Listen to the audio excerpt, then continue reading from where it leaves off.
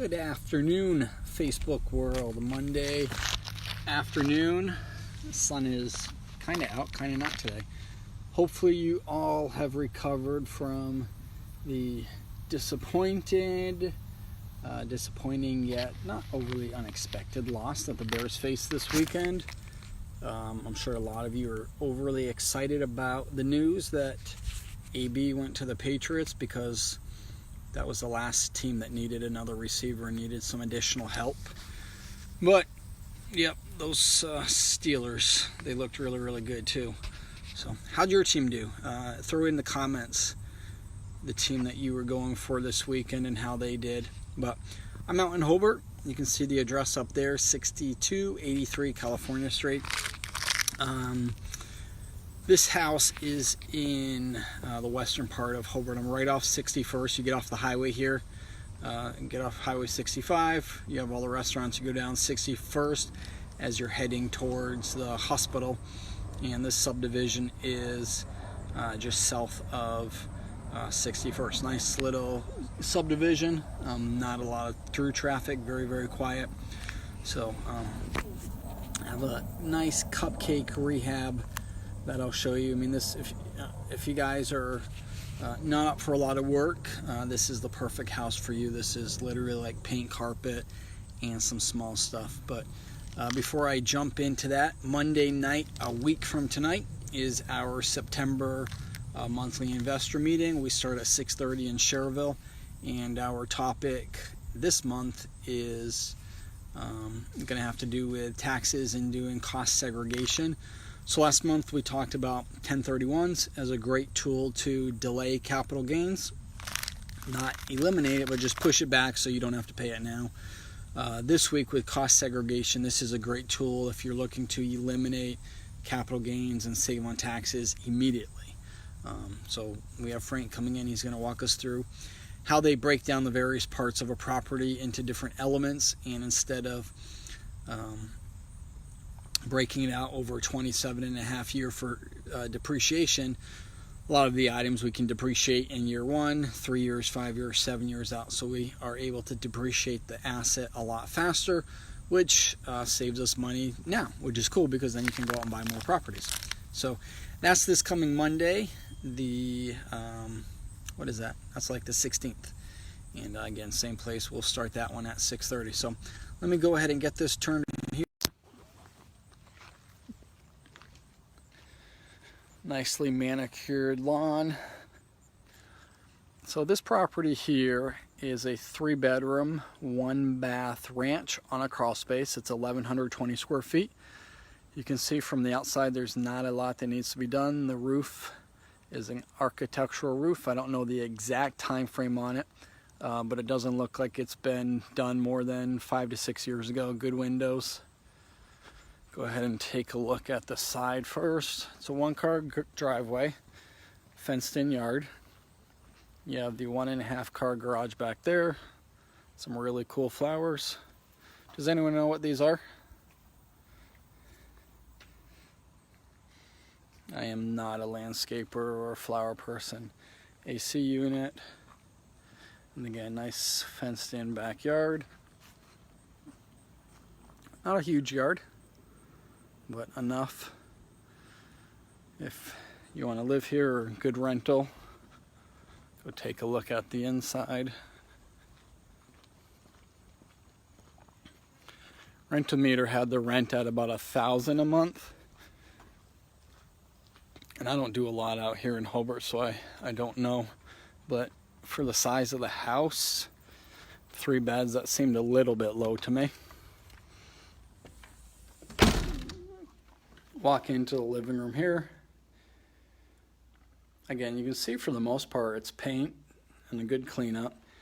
The carpet, I bet if it's vacuumed and washed, you probably can get another tenant out of it. But that would be up to you. Kitchen has a nice linoleum floor. Cabinets are in pretty good shape. All the appliances are staying in this one. Little eat-in area over there. And then off the kitchen, You have your washer and dryer. That's probably going to be the main door since that goes to the side where the driveway is.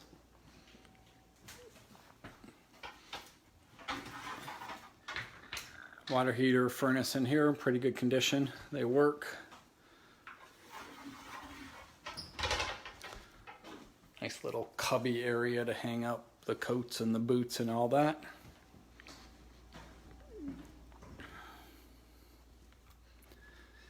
So not a lot that really needs to be done here. You know, most of the lights are fairly decent. As a rental, golly man, you could probably just clean this up and call it a day. Even has some furniture already included. I don't notice any holes in the walls or any doors that are kicked in or anything like that. All the windows are good. So if you're looking for something that is going to be easy and you can have back on the market, rented in not too long, this is probably the best bet for you guys.